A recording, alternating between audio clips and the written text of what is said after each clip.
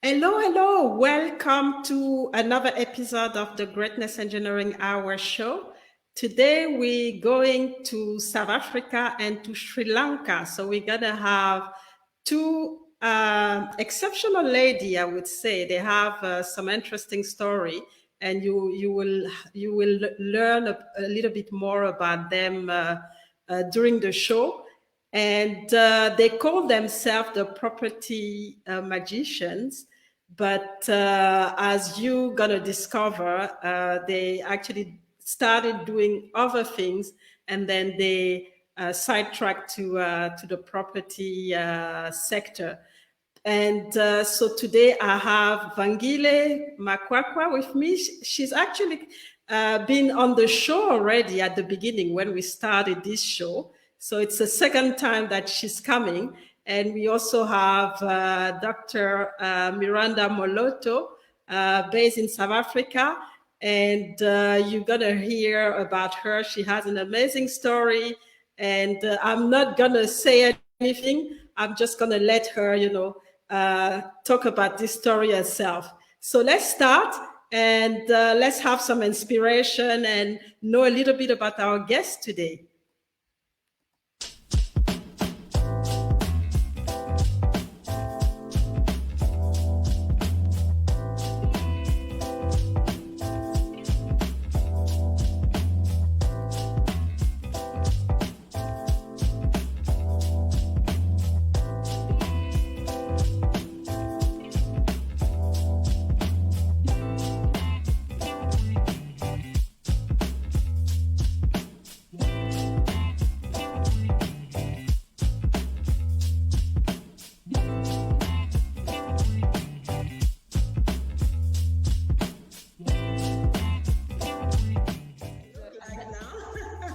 Is it all right? Okay, let's get started right into it. And that is the power of labels, right? On memories, but as I got older, I started to be more aware of some of the abusive sides of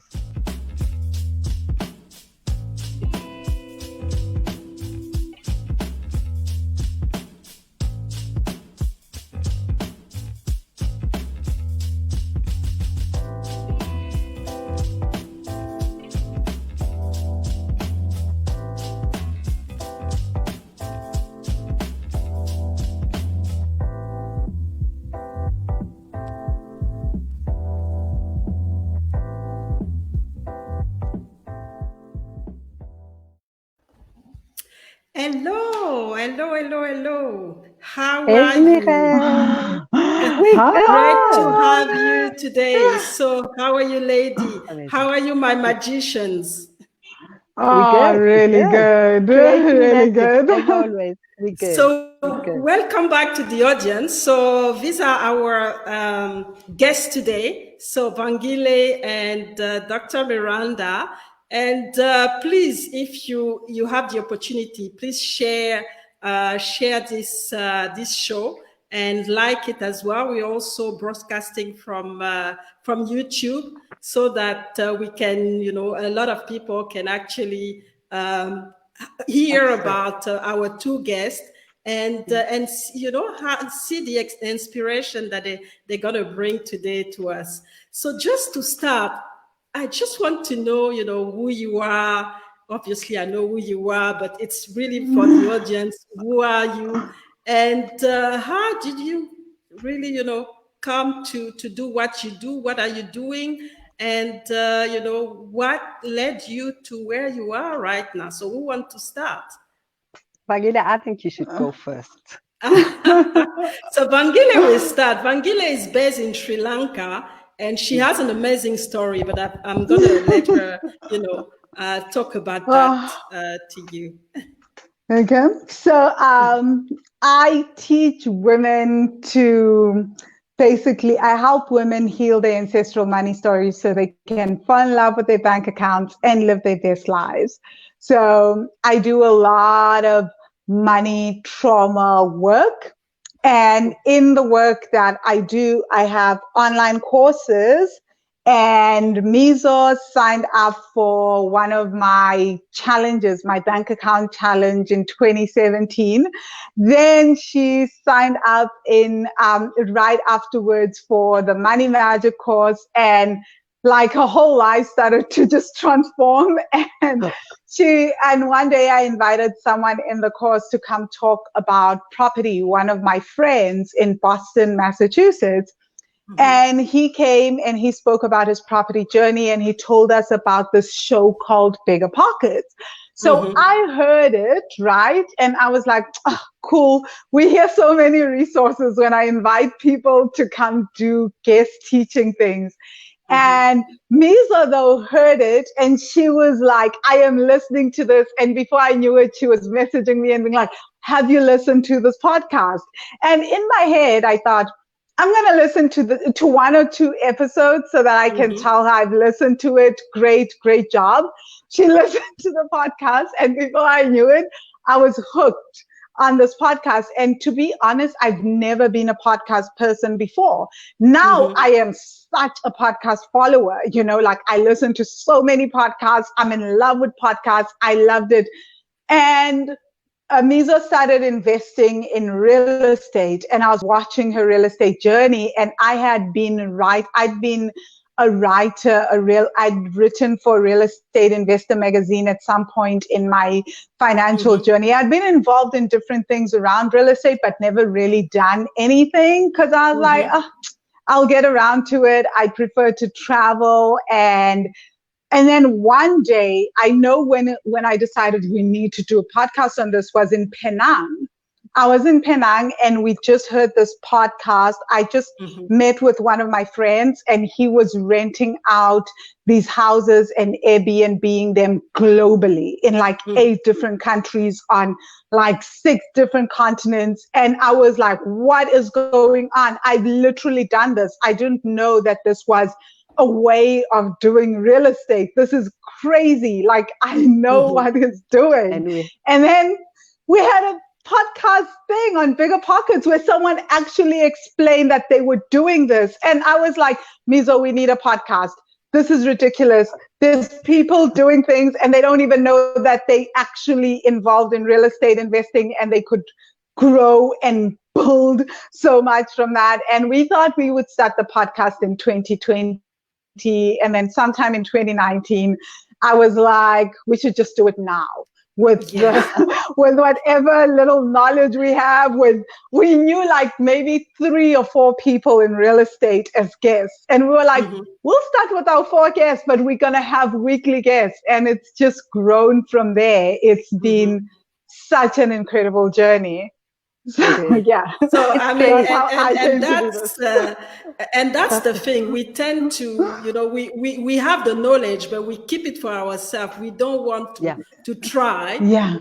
We're afraid to try, and then we see somebody actually who have no clue of what they're doing because they've just took the step to try, and then we just realize, but what are we waiting? So sometimes just about. You have the knowledge, just do it. Yeah. You might not be, do it with perfection, but you will improve with time. I like that. Amen. I like what you say. I like what you're saying, Mireille. So Mireille and I know each other from an oil and gas company that we worked for many years ago. So when I left in 2014, eventually the oil and gas company, I knew I didn't want a corporate job.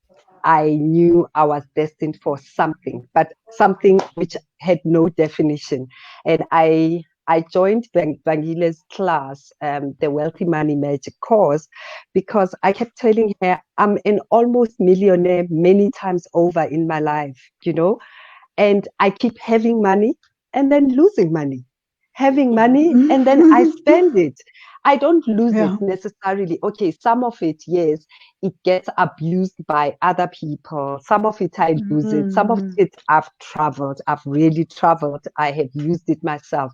But I don't have any tangible thing that I want to, that I do with money. So when she on our Wealthy Money Academy invited the real estate guy, it was probably at the right time because I was reading some other book on property and property investment. And I'm just like, but how come Black women don't get introduced to this? Everyone makes you buy I don't know, a retirement annuity and an endowment policy here. But today, this minute, Ray, I need to feed I need cash flow right this minute, but I also need the assurance that at retirement, I will have something to fall back on when I can't work necessarily. I need to be making money while I do not make money. And as you know, I'm an occupational medical practitioner in public health, and I have worked in other countries. I've healed people and I've healed workers in the workplace, but that means every single minute I have to wake up and actually be at work for me to make money. So when I stumbled on Bigger Pockets because of Wealthy Money, Bigger Pockets spoke directly to what I wanted to do. And I was just like, I want to be a coach. That's what my life is going to be about. That's what I want to do. 2, I want to be a present mom and I want to parent my child. But how do I parent my child? As you know, in corporate, we work 12 hours.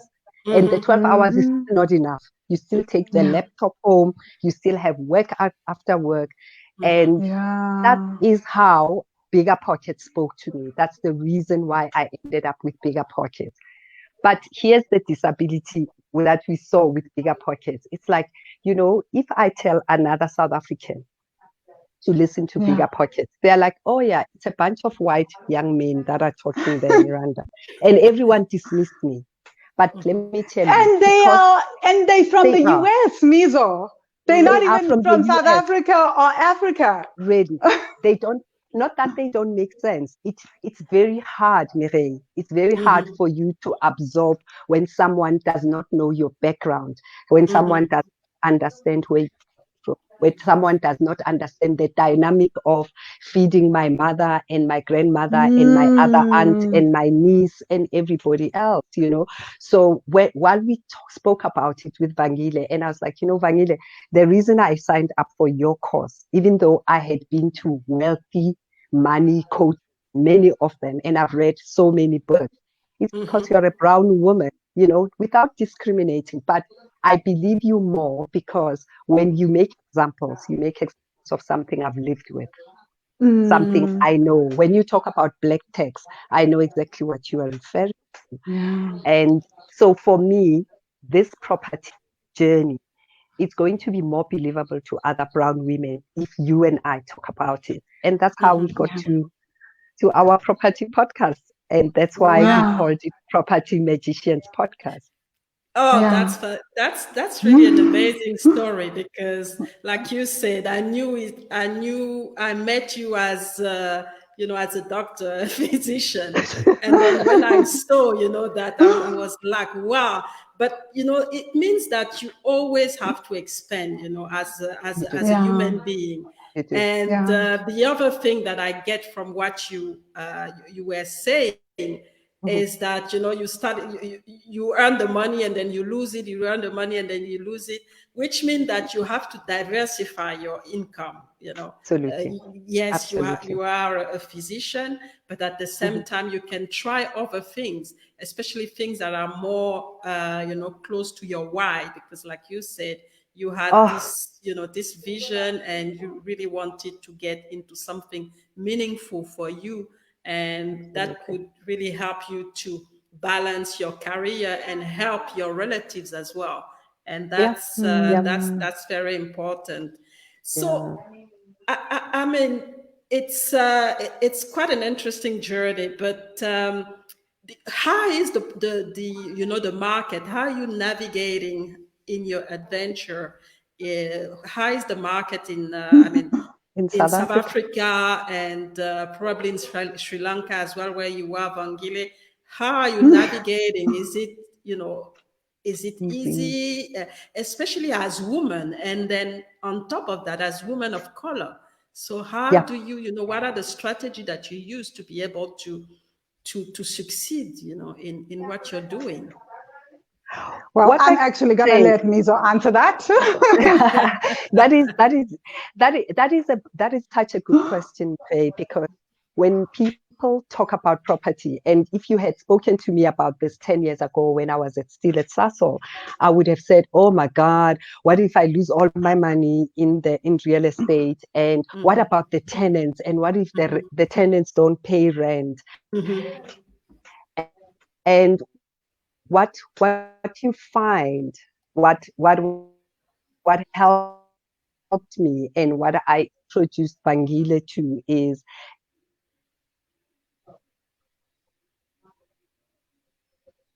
the more you get property education,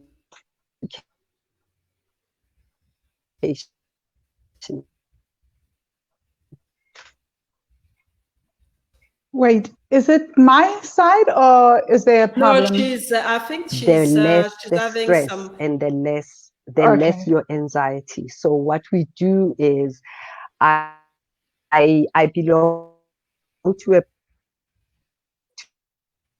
two property net.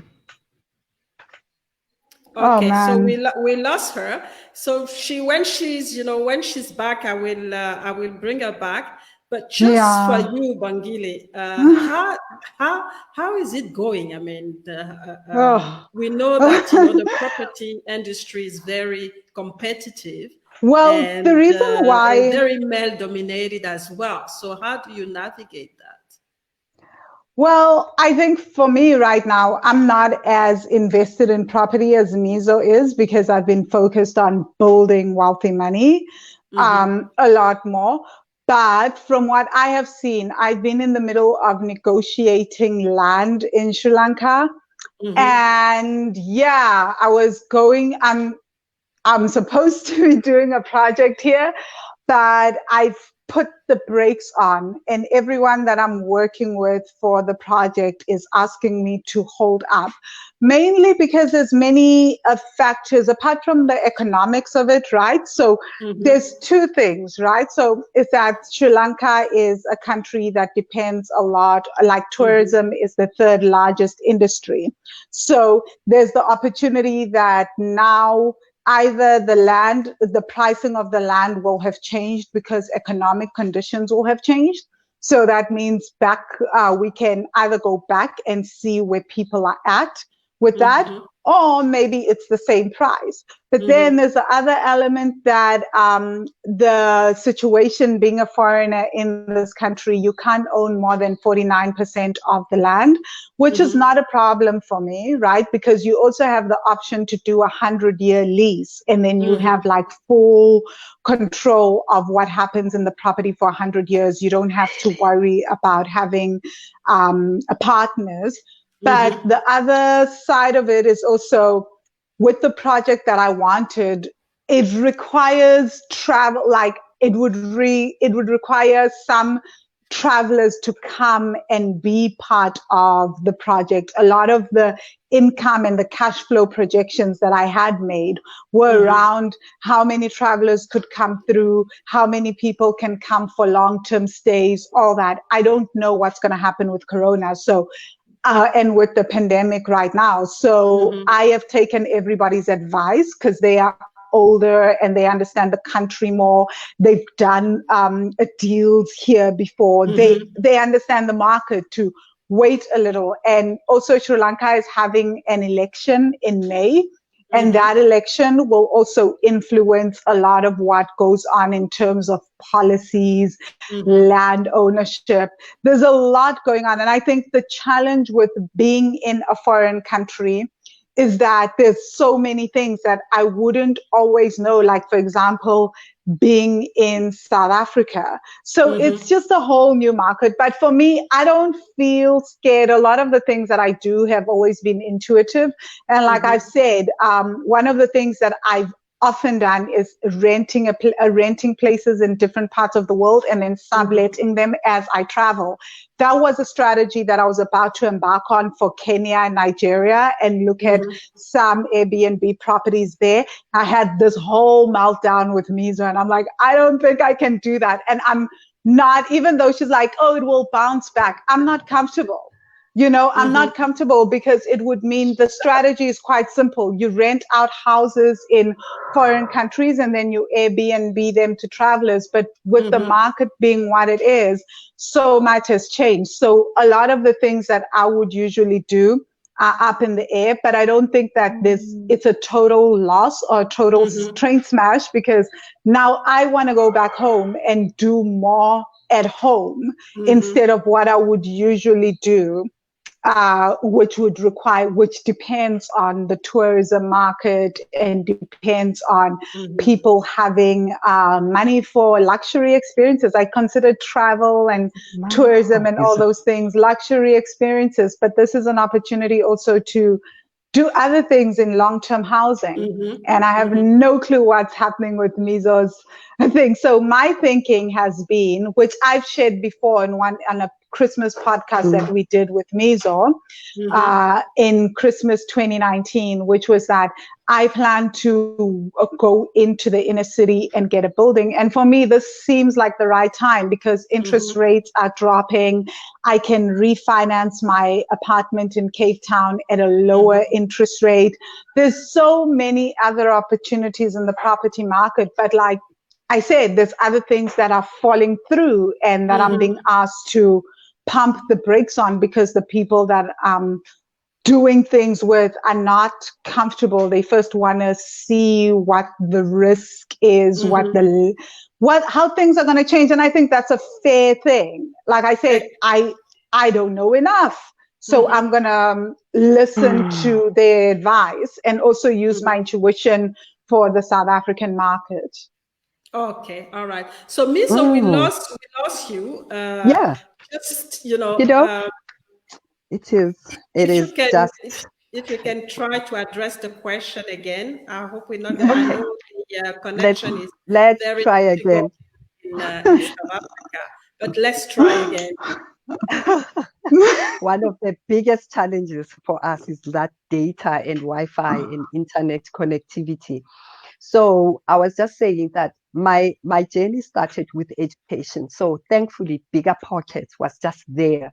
I think by the time we listened with Vangile, they were at episode 142, and we had to go back to all of those podcasts. So any strategy of property investment you can think of, they have covered. And that was so critical for me because, Mireille, you lived in South Africa a little bit. You meet all sorts of financial advisors, and everyone tells you about buying shares and exchange traded funds. They tell you about endowments. They tell you about someone who will run your portfolio and stuff. And at the end of the day, you don't see that money because everyone else gets paid long before you get paid. Those endowment funds, they are not doing anything. The retirement annuities are disappointing. We are waiting to see after this COVID-19 dies down what it has done. There's blood on the floor in terms of our retirement annuities. So, I'm not hopeful at all. I'm not saying property will have done any better. It's going to go through the same bloodbath and will probably pick up our investments from the floor. But what is the advantage of having a property? You actually have an asset that you can loan more money against, and you can use your portfolio. And if someone had explained that in simple Setswana or English, come on. Really, you mean I couldn't have invested 20 years ago, 20 years before? But none of those financial advisors. I've had 4 big guys who call themselves, they really are respected in their industry. And I'm disappointed that none of them brought the property investment as one other investment vehicle. Not that there's anything wrong with the others, but they probably didn't know as well what lucrative, how lucrative property is. So that's what Bigger Pockets introduced me to. And then I belong to a property network. And then you ask me about, but how is the market? Because that's what everyone is scared of. Exactly. We talk about it with Vangile and we laugh that I don't know where is that suburb that they don't like, Vangile? They don't Detroit. Detroit. I don't know Detroit. I've been to the US, but I don't know where Detroit is. But I mean, the two guests, the two hosts on Bigger Pockets talk about Detroit all the time. They're like, oh, no, no, no, no, no. You don't invest in Detroit. We have got exactly the same in South Africa. When someone asks you, would you live in Taffontein in South Africa, in the south of Johannesburg? Everyone opens their eyes and think, maybe not. Would you buy a house in Soweto? And they will go, maybe not. But guess what? Ask Vangile. The property investors that we have had on our property podcast are people who buy in those areas, and there are funders who fund areas where your big four banks do not necessarily and traditionally go to. So if you ask me about the market, I'm going to say the market is there for everyone. You want to buy high end, you will buy high end. You want a commercial property, you'll buy a commercial property. A block of flats, you will buy that. And you want to invest in a self-storage facility, you will buy that. So there's everything for everyone. And in our 30 episodes, we've had people who buy in your upper middle class apartments and rent them out as a strategy. We have people who buy in your lower end of the market, but it's close to two big universities in Johannesburg particularly, and they are doing student accommodation. We have someone who buys houses and houses high school children from other provinces, and he's got a beautiful value add. He gives them tuition. So if you ask me about the market, I'm going to say everyone and every part of the market, there's someone who is willing to invest in that. And as long as you take a strategy, stick with it, and do what you do best, then you do actually realize some profit out of it. I agree with that. So basically, you know, what I see here is that you have to be very strategic about what you like. Everything you can't just jump into. You have to be very strategic and also be educated, because you mentioned the fact that you've basically are different, you know, a financial planner who didn't actually help you. You didn't see anything changing in your, you know, in your life. And it's probably because you didn't have the financial education to understand what, you know, what was their knowledge and challenge them as well. So that's something that you know, I really want to stress out, is that we don't in the, you know, and I think it's not just in Africa. The education system doesn't cater enough for financial education, and that's why we end up, you know, in those situations, even when absolutely. And I think yeah. Go ahead. Sorry. Hi, Nizo. I think she's stuck again. Yeah, she's stuck again. So what do you think about that? You know, how was your journey? Because you've been learning about money and you know, educate yourself. So what is your position in terms of, you know, financial education everywhere you've been? And do you think that, you know, people are ready? You know, when you talk about education, what I'd love to also stress is so important, Mireille, that and education. Oh, are you losing me? No, you're fine. Yeah, you're fine. Okay. Go ahead. Yeah, Miso. Hi, Nizo. Hello? Can you hear me? Yeah, we can hear you. We hear you. Yeah. Okay. So I was gonna say about education that the other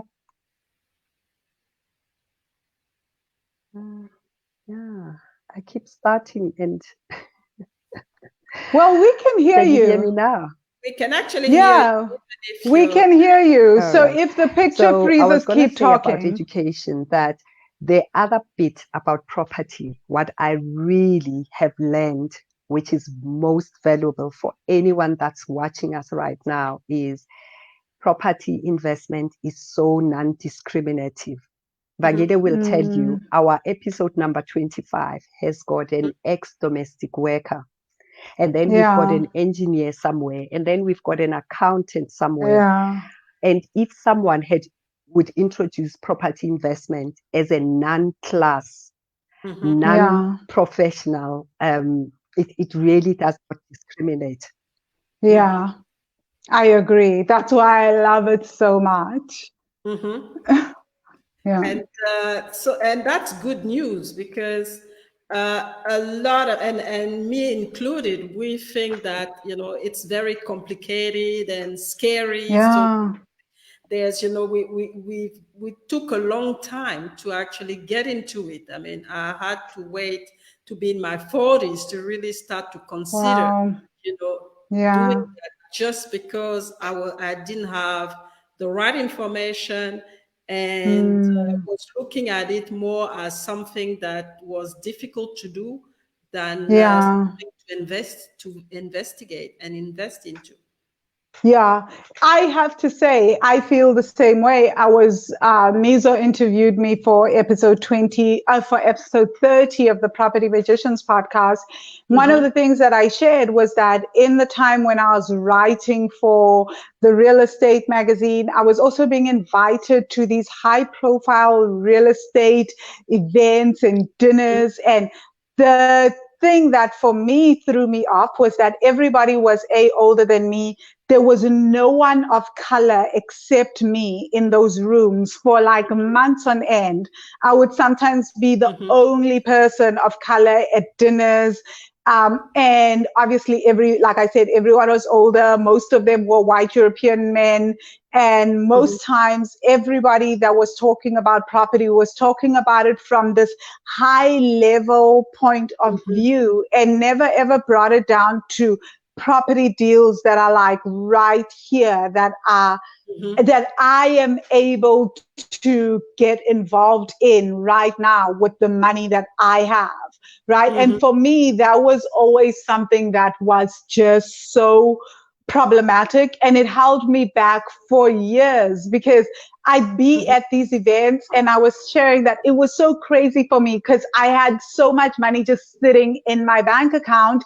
I'd be saving it, I'd be putting it away because I was like, I'm going to eventually go traveling. And it was just there slowly accumulating. But nobody ever said to me, hey, how are you going to go traveling? And you can get into property with this money. It is sufficient to even get like maybe 3 or 4 properties at once. When I think about that, I'm like, oh my God, I could have bought like 4 properties right off the bat. But Mm-hmm. every time I was at these meetings, the conversation was so high level. I thought that property, if I'm going to do property investing, I have to be thinking like hotels, retail, shopping malls, something so big. And also because nobody looked like me, I didn't know that this was something that was possible for me and also for me at a young age. At a young And I age. think what happened was, even though for me, why I was like, oh, this is possible is because of my friend. He was listening to Bigger Pockets. He's doing things, and I know him and I know his journey. I'm like, oh my God, I know you. You're a person that I have actually seen go from we're struggling and hustling together to, oh my God, now I've got properties and I've got a building. I've got like 8 units, all this. So this is possible. Tell me. And the way he made it seem was so simple. He simplified it and he made me realize that you can do it from really, really start really low with whatever you have, where you are. And at the same time, I was also watching my aunt build back rooms in the location. And she was able to use those back rooms to then pay off her other house. And then she ended up with 2 properties. And then she was able to retire from teaching. And I was the one helping her with her personal finances. So I was watching my clients and people that I was helping, and they were coming up with very simple strategies to come into property, and we were working through their limiting beliefs and their fears, and through just small things, not the big property things, but starting like with back rooms, an extra house, buying an extra house for income, getting roommates or whatever. Everything started to shift in their lives. And I was like, oh my God, this is possible. We can, like, property is something I can get into with very little. And that's the thing, you know, is if you don't know, it's difficult.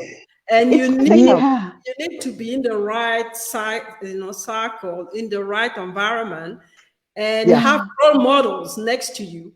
So that you can actually, you know, emulate what they're doing, because otherwise you're just freezing and you're scared to go into. And role models that you can identify with. I feel like I can't stress that enough, because I was in these meetings where I couldn't see me and people that looked like me. I didn't know that it was possible for me. And most people would be like, but how could you not know? Blah, blah, blah.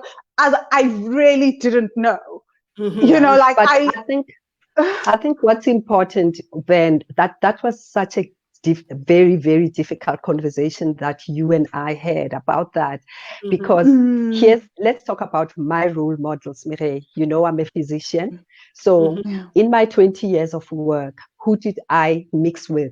Other physicians. Did we talk about money? You know, hardly.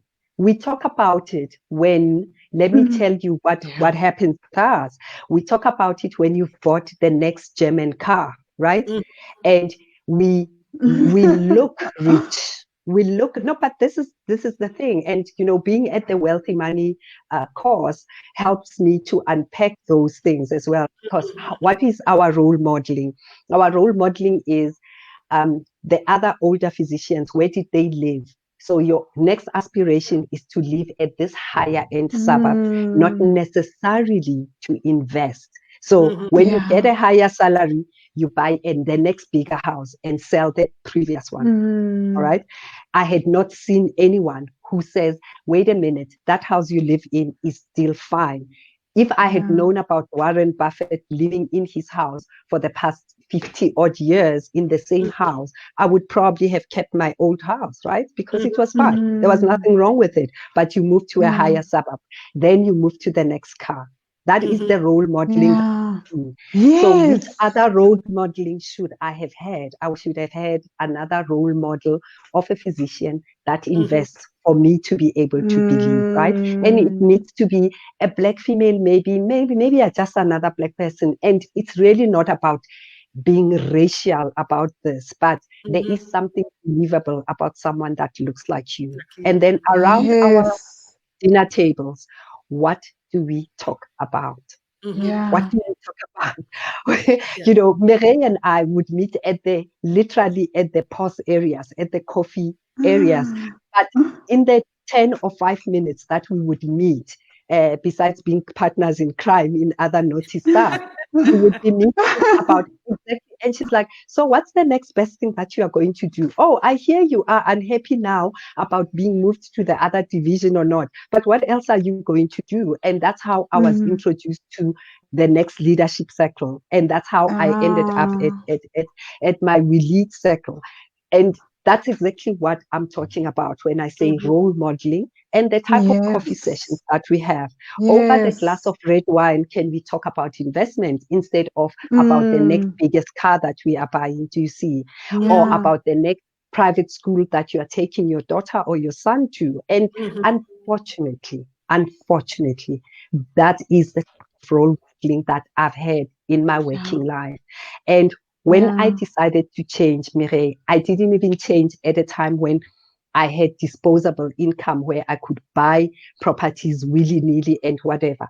But I started with the little that I had, because all of those monies that I had collected over my corporate jobs, I had already spent. And that's how I came across Wealthy Money. And for me, the podcast is a personal journey on its own, that another professional who's listening to me must just get to know that you can and you must from where you are standing. You cannot wait until I don't know when. You know, it is time right where you are standing. The next bonus that you get, right exactly where you're standing, that's the time to start investing in property. So I hope that makes a difference. Yes, so let's see some of the comments. We have William from Ghana. Great suggestion. Diversification is the right answer. God bless you. We have Adigun from Nigeria. Property business is a laudable area of investment indeed, but knowledge and experience is critical. Absolutely. That's correct. We have Mariska. Mariska is in France.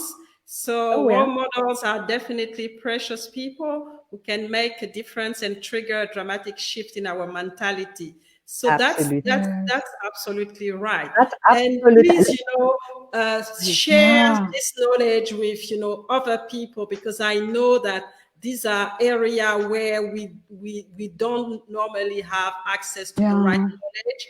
So if you can share, like, whatever, just share. This is really precious knowledge that Vangile and Mizo are giving us today. So let's take a small break just to come back later and continue our discussion. Okay.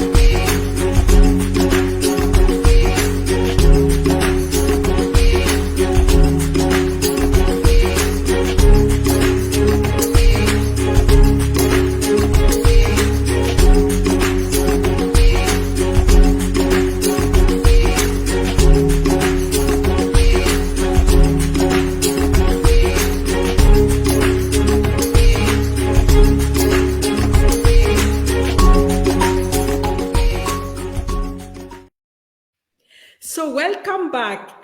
We are here with Vangile and Mizo. And for those who don't know Mizo, it's Dr. Miranda Moloto, and Mizo is the name that we use for her because we know her very well. So just to go back to your personal story and personal journey to diversify your income, you obviously went through a lot of challenges. And what are the key challenges that you have to overcome? And how did you manage to get over them? And just to help our audience to understand how what they can do if they are in the same situation. Mireille, that's such a wonderful question to ask. What I'm gonna say is, because our journeys are so uniquely unique, I fortunately have a sister who is a corporate coach. So while I would speak to her on and off about her coaching job, I became interested in coaching, and I thought, my job brings me in line with people. I will be talking about their health, but necessarily they didn't have illness in the sense of physical illness. There were lots of other emotional things that are happening, or some environmental things that make that person to be unhappy. And I would inadvertently find myself coaching people, right? Because my job is in occupational health. I work in this clinic that is inside of a clinic of a corporate, and that's how my coaching started before I formally became or could call myself a coach. So I registered for a coaching course while I still had a corporate job. And I knew that this is something that I want to do. But you hang on to your corporate job because there is this sense of it's better to have this monthly salary that drops into my bank account. And it's a very hard push and pull that you have. And when you are single mothering a child, your first thought is, so how are we going to eat if I leave this job? Right? And that's how the property thing also found me, because I attended a Saturday morning seminar, and because it was presented by another female who is divorced, who is a single mom, I listened a little bit more. And she said, with property, you can do this. You can buy here and rent, and you will get money from the rental. I was like, I see. Okay. So I don't even need a whole 800,000 to buy an apartment. She was like, no, you need the deposit for the bank. And how you manage to get money from a rental is by you buying a property that is low and paying the mortgage from the rental. And over time, that apartment will appreciate in value. I was like, okay, I see. And again, because she was female, she was just like me. She's got one child, I've got one child. I believed her, right? So I did exactly what she did. So I did a copy and paste, and I did exactly that. And lo and behold, by the time I came across my now business partner and intimate partner, he had been buying apartments all over Johannesburg. And he was like, yeah, how did you think you're going to pay for university fees? Of course, you're not going to. And he was laughing at me. We were typing on our computers. He's like, oh, first year of university for your child, you're going to need 200,000. Have you got it saved? I'm like, how? He says, of course, you're never going to save 200,000. You need to have had a property for a while so that you can sell that apartment and this child can go to university. And that's how I bought my first apartment, because the first apartment, by the time my Neo goes to university in about 10 years, it will have appreciated in value. And that's what I'm going to buy. So what am I saying to another professional listening to me is that you plan your exit out of your corporate job while you are in the corporate job. And the way to do it is read, listen to seminars. Now we've got podcasts, and listen to our property podcast, because you're going to meet an accountant, you're going to meet a scientist, going to meet another doctor, maybe you are going to meet funders, you are going to get the whole diversity, including a Matosphine, who is our favorite person, who is the ex-domestic worker, that, it challenges you in a totally different way. And what's nice about property is you can do it from where you are, right? What is nice about coaching is you can do it from where you are. Right now, I coach my 2 clients online. I don't need to be anywhere else. While I was in my corporate job, I would do it on a Saturday morning and on a Sunday afternoon. I still do. And I started getting some income from that. It was never enough. So I can't tell you that the emotional journey was easy, because also I have to manage expectations around me. Now I don't have the corporate job. Now I don't have the corporate money and the bonus that they used to give us. But do you know what I have? I have the freedom of my time. I have the freedom of doing my big why. And I am at an age where I don't do things because my mother will feel too embarrassed if I'm not a doctor anymore. And that's the thing, is that this pressure of other people that we put, in ourselves, and we forget to really, follow our why, follow our passion, and become to put this fence around ourselves, and if we Yeah. don't free ourselves, we actually Yeah. end up dying, even if we're still Dying alive. inside. Yeah, That's dying. it. So Yes. right now, as we speak, Mireille, I promise you, in the morning, I was talking to 2 possible clients because I'm listing their homes. I'm going to sell their homes. I work as a realtor intern because I'm going to get my license. On Friday morning, I'm on call on a digital health platform. I'm Dr. Miranda, great. And an hour before we came onto this meeting, I was at the closest private hospital now because my daughter had broken her wrist. I was being mommy. She had to remove a plaster cast, and I can do all those roles. And this morning at 11:30, Vangile and I had a wonderful guest doing our episode number 34 with another scientist on the property podcast. I can do all of those things. But what did it take? It did a lot of inner work that I did. Yeah. I went to Wealthy Money while I was in my corporate job. I did the coaching course while I'm in my corporate job. And I did the property seminars while I was doing my corporate job. So Yeah. it's a lot of little pieces that you put into place to support yourself. Yeah. And including my intimate partner who really looks out. He is so calm about it. And he's another medical doctor, but he has always known that he's an entrepreneur, which is something that I had to discover about myself, right? So there's a whole lot of different pieces, and some people are interior decorators, but they are medical doctors. So don't be afraid of that little talent that you have. I didn't know that talent to speak could lead me to a podcast. Vangile just pushed me into the light by starting this podcast, and I was ready. So right now, I feel like my whole toolbox is being used, unlike what I did in my first 40 years of life. That's how I feel like right now. And it's important Yeah.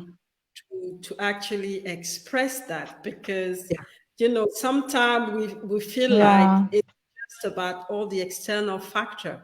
It's a lot of internal work that we have to do to become It is. ourselves, It and is. also connect with the Yeah. make sure that we connect with the right people who can support us in our Yeah. our discovery as well. Not only Absolutely. connecting with ourselves, Yeah. discover ourselves, but connecting with the right people to help us to to become Yeah. the best that we can be. And that's that's what you're basically experiencing right now. So Absolutely. Vangile, just one Yeah. question for you, because we're talking about the spiritual here. And I know that you've been working with women and really looking at the spiritual side to help them to manage their money better. I So actually have quite a few male clients. I should stop saying I only work with women, but I like working with women. okay, so you work with people, and so how do you do that? And what are the what are the results? Because I'm quite curious about it.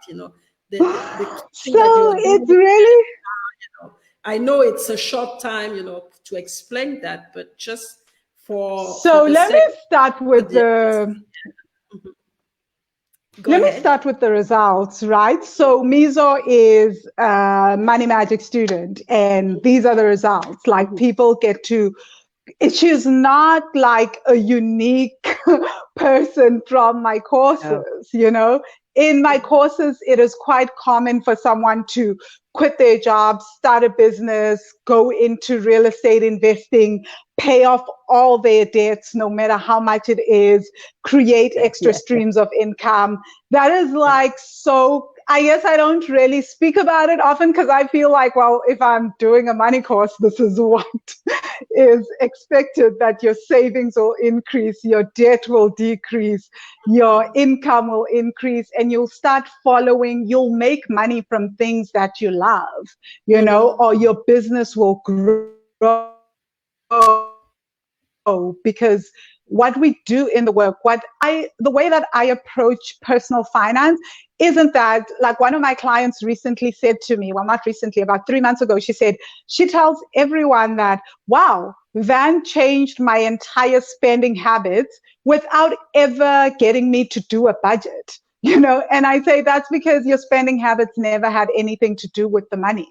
the money you already, how many, we all have money knowledge around budgeting, right? We all understand that I need to spend less, I need to save more, I need to invest in something, even if I don't know much about investing, but I should at least have savings so that I can invest. We all have that knowledge. We understand budgeting, but we all want to keep going to the budgeting, the practical. We understand that if I start a business, I need to market. I need customers to give me money so that I can grow this business.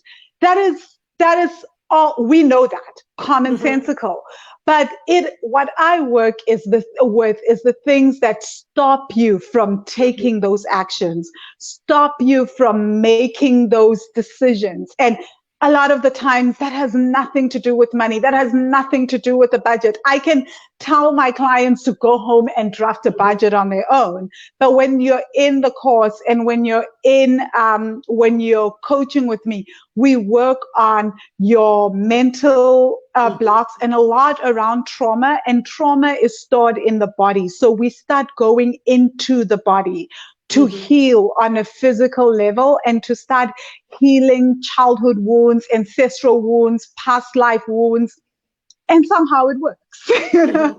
Like, I don't want to say somehow, there is a lot of like explanations that I also do for people. But the long and short of it is that when we heal, all the things that are stopping us from doing the practical money things become easier. You know, like if, for example, I had said to Mizo from day one, oh, great, you're in my bank account challenge, go and talk to a financial planner about your retirement annuity. What? That would not have led to this incredible journey that you went on. There had to be a healing and an understanding of who you are as a soul, what is it that you want, and then healing your wounds and a lot of the traumas and the stories that we have learned from the past. And that for me goes beyond affirmations, it goes beyond visualization. Trauma work is healing trauma. Healing is not just putting a plaster on something, it's going into the scary and dark places where we learned certain things about ourselves and healing those things. And sometimes it is deeply traumatic. It's some of the most horrible things that have happened to us on a soul level that have somehow caused our souls to lose faith in ourselves and lose faith in the divine. I do a lot of work on the God wound and how so much of our trauma has disconnected us from source or God or Allah, whatever you believe in. I don't believe in a particular faith, but so it's just whatever connects you to source. And a lot of that is actually linked to trauma, our lack of faith and our self and our doubt in our own divinity is so much to do with trauma. So once we heal, we start opening ourselves up to possibilities and we start living from our soul purpose and our why. And that's where the magic really happens with money. I wish I could say that there was a solution because Mizo's healing journey is different to my healing journey. We may have intersections, but our traumas are different because we have different ancestors, we have different upbringing, we have different ways of processing things. So this is why I created this is why I do the work I do and why I created the courses that I've created, because I really want everyone to go on their own individual journey. I'm never going to tell you with 7 billion people on this planet that do these 4 things and these are the 4 reasons why you're not making money, because I don't know what your trauma is. I don't know what your story is. So you need to go and use the tools to heal. And that's very powerful and profound, because sometimes we think that money management it's something generic, and yet it comes down, like you say, it's a personal thing, and it goes deep into how what we've been exposed to and Yeah. it goes down to our, trauma and ancestral, Yeah. journey. So Yeah. that's really powerful. Go ahead, Mizo. You wanted to add something. to Mizo, you wanted to add something? wanted to, I wanted to say something that ultimately it has come to. Yes. Can you hear me? I'm Yes, we here. can. Yeah. I was saying there is something that happened while we worked together, Mireille, and then it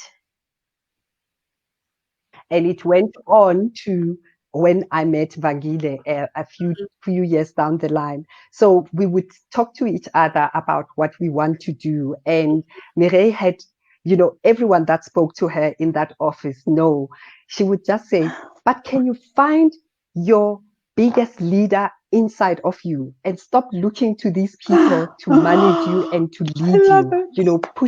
pushing us into really leadership roles. And I ended up with the Elite Circle. And then I come to Vangile's course, to Wealthy Money Magic. And when I'm at Wealthy Money Magic, one of the things that was my one growth point was giving the vow of invisibility. and and Bagile wakes up on some day and she's like, okay, right, Mizo, in September we are recording podcast. This podcast is going live. That's it. And I'm doing it with you. I'm not going to go looking for someone else. Do you know how scary a place that would have been for me 5 years before I did the Wealthy Money course? Because everyone else tells me you are able to put things in a certain way, you are able to articulate things in a way that another person hears, but I would never have seen that in myself because I Exactly. was too busy playing small. Mm-hmm. And Mireille wouldn't have it, Vangile, you didn't know that. She just wouldn't have it. When she spoke to us in our office at Sasol, she just wouldn't listen to that. And when I did the course, Wow.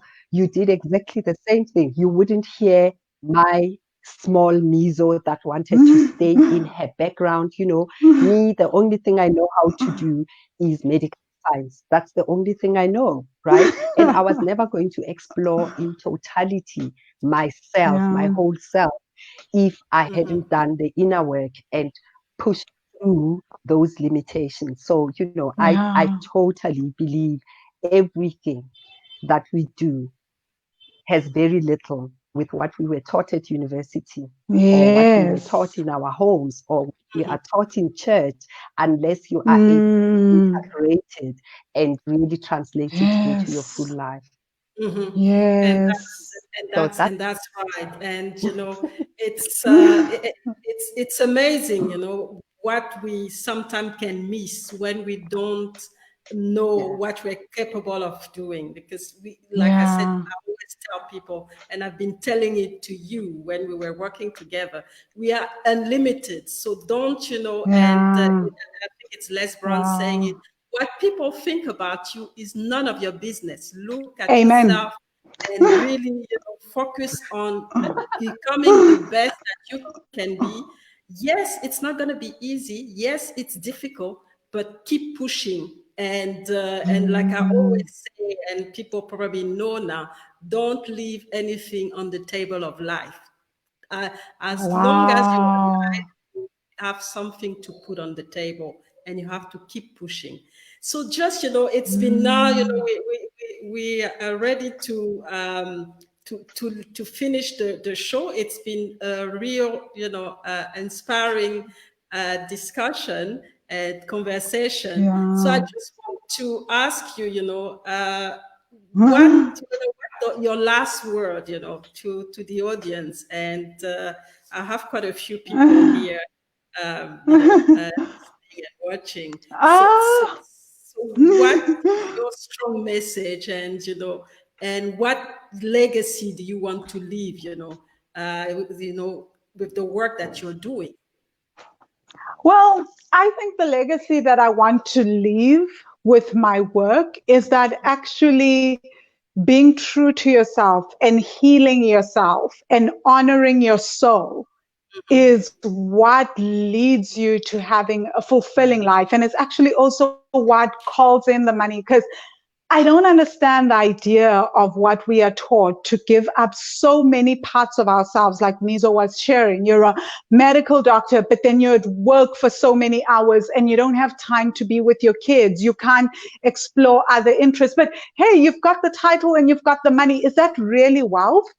That for me feels like that is not what I would imagine we are here on this planet to do, right? So I feel like for me, that is why I do the work that I do, because I really want to show people that, you know, just by being you and living your life and healing and thinking differently about money, you'll tap into the most insanely creative ideas to make a living and to grow your wealth, not just for this generation, but for other generations and for other family members. And these are conversations that we should start having. So I feel like if anyone takes away anything from this, please let it be that.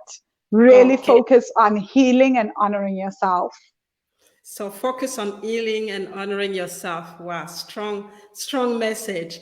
Mizo, your last word, and have you thought about the legacy that you want to leave, you know, to little Neo?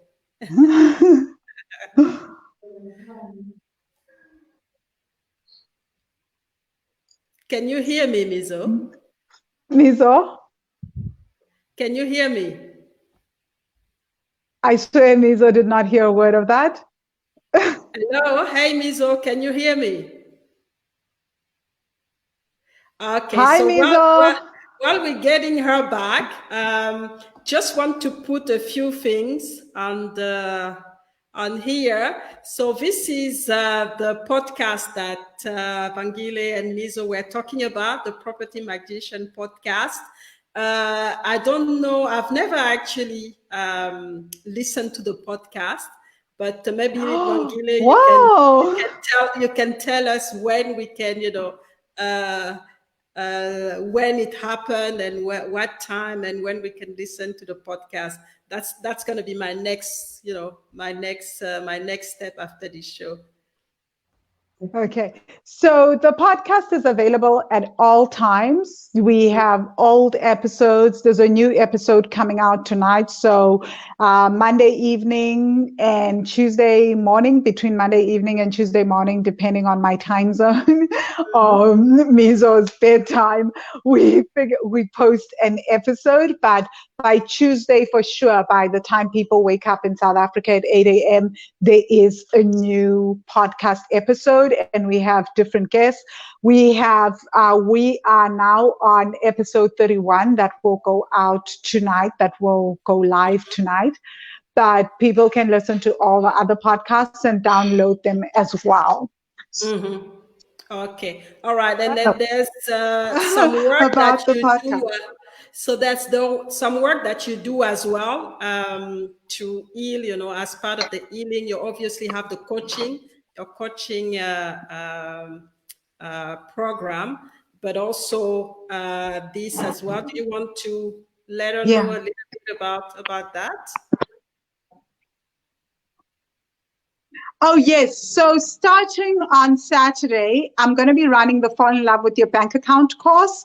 This is a 5-day course. It's a mini course compared to the course that Mizo was talking about is lifetime access. And that is a way longer course, but this course is an introduction to the work that I do around money. And it's all about getting to change your spending habits and change the way that you budget. So you can join that at wealthy-money.com/a bank account. And to join the podcast, you can just go to wealthy-money.com. On the landing page, I have links to all the work that Wealthy Money does, but there's a big picture on there with Mizo and I that points you to the podcast. So feel free to join the Fall in Love with Your Bank Account course, or else just inbox me if you want to join and I'll send you the link. The podcast is also, the course is is available at all times as well for people to join, but I only run the live course with live meditations and offer live Q&As once every quarter. So this quarter, it's on Saturday that we're doing this for 5 days. It's going to be epic. Wow, fantastic. And I've actually done it once, but I didn't finish because I was so busy. So it's probably another opportunity for me to dive into it and do it properly. So good. So if you have time, whoever is in the audience, please join this training, this free training.